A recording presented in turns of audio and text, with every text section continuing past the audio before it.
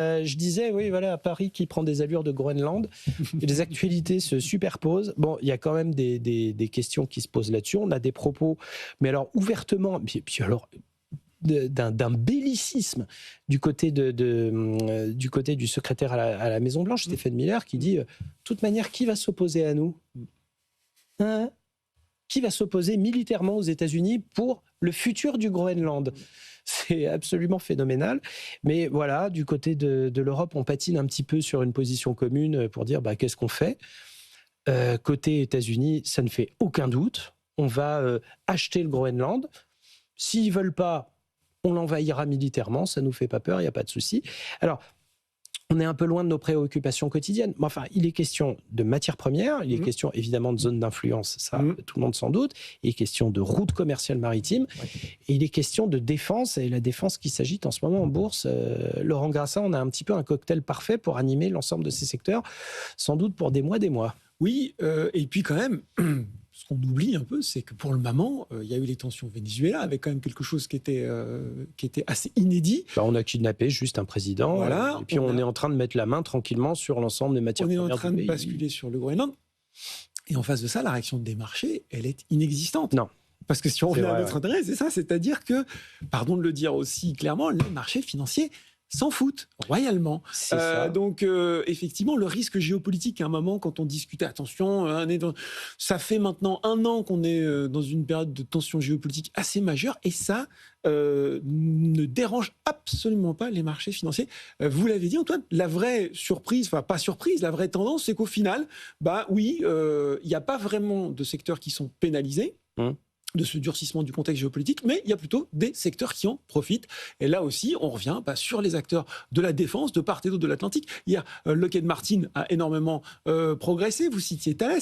Exel qui a décroché encore un nouveau contrat avec ses drones, parce que vous le disiez, effectivement, dans un environnement où les eaux internationales, où les eaux territoriales sont fréquentées par on ne sait plus trop qui, avec des navires dont on n'est pas sûr du pavillon, ça va être bien de surveiller tout ça. Donc, je peux vous dire qu'effectivement, si vous êtes dans les domaines des drones de surveillance, qu'ils soient maritimes, qu'ils soient terrestres ou aériens, vous allez engranger des commandes. Donc, si on se recentre sur l'investisseur individuel, c'est qu'aujourd'hui, on a le sentiment qu'il n'y a pas de peur, effectivement, des marchés, des grands investisseurs sur ce qui est en train de se passer, ce qui, moi, me surprend, mais allons-y, on est de toute façon dans un monde qui est assez surprenant, et qu'en revanche, la thématique de la défense dont on a beaucoup parlé en 2025, en se disant feu de paille, attention, les valorisations sont déjà élevées, on se rend compte qu'au final, dans un monde où plus rien n'est acquis, il va falloir forcément s'équiper, ce ne sera pas juste une volonté, il va falloir faire le concret. Et puis, vous l'avez dit très rapidement sur le Groenland, ça cumule tellement de choses, que ce soit effectivement sur l'intérêt géostratégique, commercial, sur les routes qui sont en train de survivre, sur les ressources naturelles, avec le pétrole, le gaz, à commencer par elle, l'uranium, les terres rares. Voilà, on a tout dit, il y a effectivement plein de bonnes raisons de s'intéresser à cette terre qui, rappelons-le quand même, a fait un peu de politique. Au départ, les Groenlandais, eux, ils aspireraient plus à l'indépendance. Oui, On n'en parle plus beaucoup, on parle des Danois, des Américains. Il y a quand même des gens qui vivent là-bas, à peu près 57 000, 50 000 personnes qui aimeraient bien décider de leur qui aimeraient bien qu'on leur fiche la paix, déjà, premièrement. Voilà, c'est ça. Et a priori, eux, rien qu'on laisse tranquille.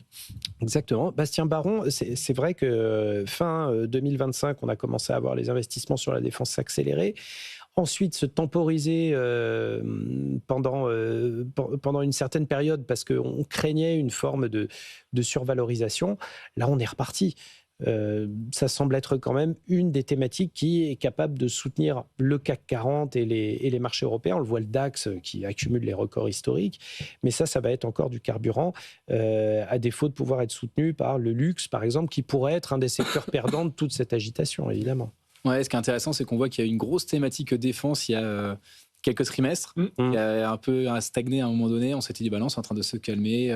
Potentiellement, on va peut-être avoir un conflit qui va peut-être s'arrêter en Europe, en Ukraine, qui commençait à se détendre. Et finalement, là, ça revient de manière assez forte, parce qu'on se dit, si on est assez factuel, OK, là, il y a le Venezuela. Il y a une excuse, il y a quelque chose. Bon, OK, ça passe si on met un peu des œillères, on dit d'accord. On voit mal comment ça pourrait s'arrêter là sur la suite. C'est-à-dire que là, directement, il y a le Groenland qui arrive immédiatement après. On voit bien que Trump, quand il parle, en plus, il parle qu'il voit énormément de navires chinois, etc. Donc la cible indirecte, elle est directement visée. On se dit, comment va réagir la Russie ? Ils ne peuvent pas faire grand-chose. Eux, ils sont pas très bien positionnés pour être sur 2 fronts en même temps. Oui, ils ont 2-3 trucs sur le feu en attendant. Ils ont choses à faire, on va dire. Les Chinois, ils ont quand même Taïwan. On peut quand même commencer à se poser des questions. On voit qu'il y a quand même beaucoup plus de choses qui sont en train de se mettre en place dans la mer de Chine aussi.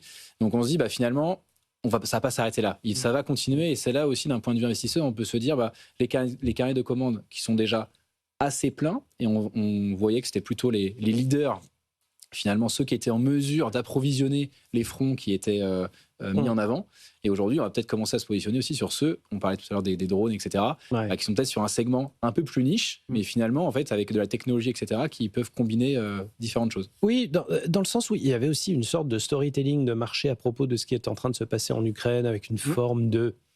Je vais employer les plus gros des guillemets, mais de temporisation progressive, et en tout cas un dialogue indirect qui semble s'être bien noué, qui pouvait croire qu'il fallait se calmer sur le secteur de la défense sous prétexte que ce serait la paix en Ukraine.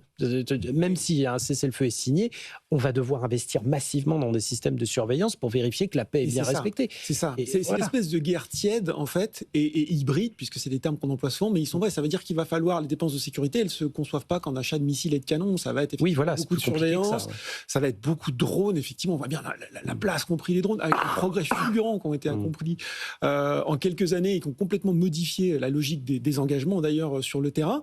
Ce sera beaucoup aussi de cybersécurité, parce qu'on voit effectivement l'exemple, même si on ne sait pas vraiment qui tirait les ficelles, mais de ce qui s'est passé sur la Poste au moment des fêtes chez nous, on voit que des établissements, en tout cas des services publics, peuvent être visés et autres. Donc il va falloir renforcer tout ce pan de la cybersécurité, du contrôle, de la surveillance, qu'elle soit aérienne, maritime. Donc ça ne va aller qu'en augmentant dans un monde où, encore une fois, les alliances peuvent être remises en question très vite. Cela dit, il y a 2 aspects, moi, qui m'intéressent là-dessus. On a quand même sur le feu un projet d'avion de combat du futur avec Dassault et les Allemands qui n'avancent pas pour des questions de management du projet, pour de bêtes histoires de gouvernance qui pourraient être... je veux dire, quand on a la sécurité européenne sur le feu, les accords, on les trouve, et puis on est des grands garçons. Et il y a eu aussi, juste un détail, mais qui est quand même important, on a vu notamment la France, il y a Dassault qui avait un projet d'avion de surveillance radar d'AWACS qui était basé sur le Falcon, sur l'avion d'affaires, mais qui n'était pas trop prêt. Résultat, on achète des avions suédois. Mais qui est un bon matériel. Oui, qui est très pragmatique. Oui, il n'y a pas de problème. Mais justement, est-ce que vous ne pensez pas que c'est un petit signal faible qui dit les Européens se disent peut-être, bon, ça urge, il faut qu'on active les choses? En tout cas, sur les principaux États engagés, parce qu'il faut voir effectivement, en tout cas, la France et l'Allemagne, je pense, sont assez conscientes de ça. Et on voit bien que même, d'ailleurs, si les projets, les gros... En fait, c'est là aussi, peut-être, finalement, qu'il faut regarder, c'est que les gros projets mammouths de l'Europe, ils ont énormément de mal à sortir, mais c'est pas pour autant que les contrats ne se font pas. Ils se font sur des périmètres plus ciblés, mieux définis, vous l'avez dit, pareil de surveillance aérienne. Et donc, ça veut dire que, là aussi, du point de vue de l'investisseur, finalement, c'était notre crainte de se dire est-ce que les carnets de commandes vont suivre? Alors peut-être pas sur les gigas, le MGCS, le char du futur, l'avion du futur, tout ça, effectivement, on ne sait pas. Mais on achète des drones, on achète des missiles, on achète des avions de surveillance, on achète des appareils de combat, vous voyez, Dassault là, qui semble-t-il est bien positionné pour équiper l'Irak en Rafale. Donc ça veut dire que ça c'est quand même un retournement de l'histoire fabuleux. En tout cas, ça veut dire que les contrats sont là. Moi, je m'inquiéterais plus en tant qu'investisseur finalement des capacités de production derrière en Europe, d'avoir à la fois la capacité de faire suivre les chaînes de production, la sous-traitance et les gens, tout simplement pour travailler. Mais en tout cas, la thématique de la défense, voilà, on commence 2026. On s'était posé la question en 2025, non. Il y a vite répondu. Ça va continuer. Oui, d'autant que il est question aussi de souveraineté, parce qu'il ne faut pas oublier que nos principaux avions de surveillance, nos AWACS, qui soient basés sur porte-avions ou qui soient sur des aérodromes, c'est des Boeing et des Grumman, donc effectivement.